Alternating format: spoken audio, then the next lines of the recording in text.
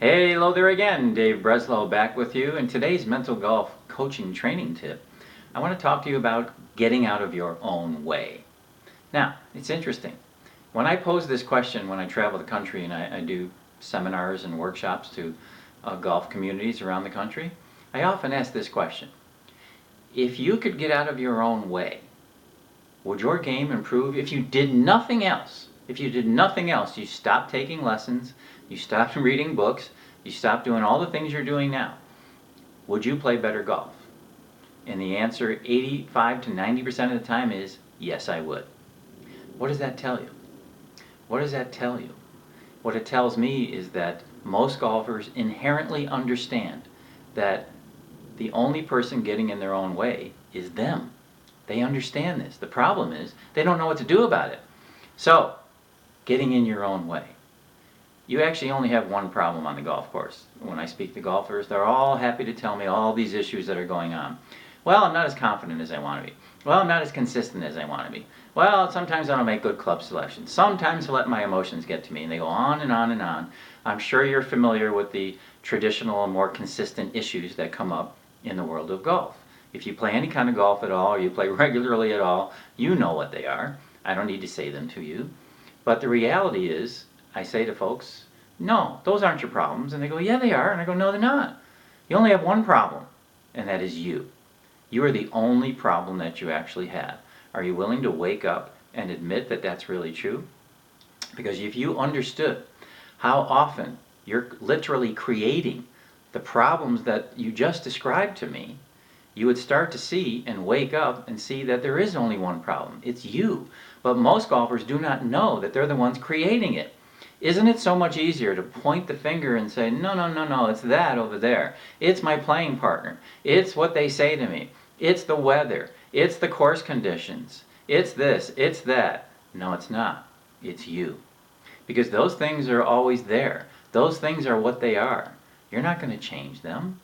The only thing you can change is you. And what is it you can change? You want to get out of your own way? First, be honest about it.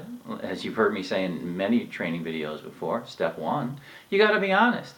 In fact, many folks know I teach 7 laws of human performance. One of the first laws I teach, and it's not part of the 7, but it's like a pre-law, is the more honest you are with yourself, the quicker you get what you want. So, which means what you're willing to see, you can change. What you're not willing to see about yourself, you're not going to be able to change. You can work and work and work and work and try all sorts of tips and strategies and solutions and coping mechanisms, and it's not really going to go away. You may already have had that experience over the years if you've been playing golf long enough. But the reality is, you have to first admit that you're the one causing these things. Have to admit that. Even if you don't know why yet, you have to admit that you're the one causing. You're at the root cause of these things that are bothering you on the golf course. So you want to get out of your own way? Admit that first.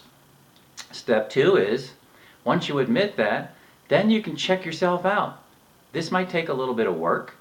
Grab a sheet of paper and ask yourself, what is it that you consistently think while you're out on the golf course? What is it that you think of at the driving range? And what is it that changes when you go to the first tee? So many golfers say to me, why do I play different at the first tee than when I'm at the driving range? Well, it's really simple. It's because you're thinking differently. I can almost guarantee you that at the driving range, you were thinking something very different than you were when you stepped up to the first tee.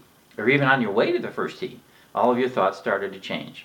So when golfers hear that thoughts are really important and thoughts are things, this is really proof. Check out your own thinking. You want to get out of your way? Check out the thoughts that you have when you're out on the golf course. They will reveal to you how you're getting in your own way. Because your thoughts are going to reveal the beliefs that you're walking around with as well. And a belief is nothing more than a bunch of thoughts put together, right? You clump them all together and you firmly buy into them. But it's just a bunch of thoughts. It's the same thing. So be honest, admit it first, and then check out your own thoughts. And you will start to be able to see which thoughts are weakening you and which thoughts are strengthening you. This is one of the best ways to start you on the road to getting out of your own way. Check it out. Dave Breslow, great to be back with you. Leave a message in cyberspace. Would love to chat with you. As always, come on over and visit me at www.mentalgolfcoaching.com. Hope to talk to you soon. Take care.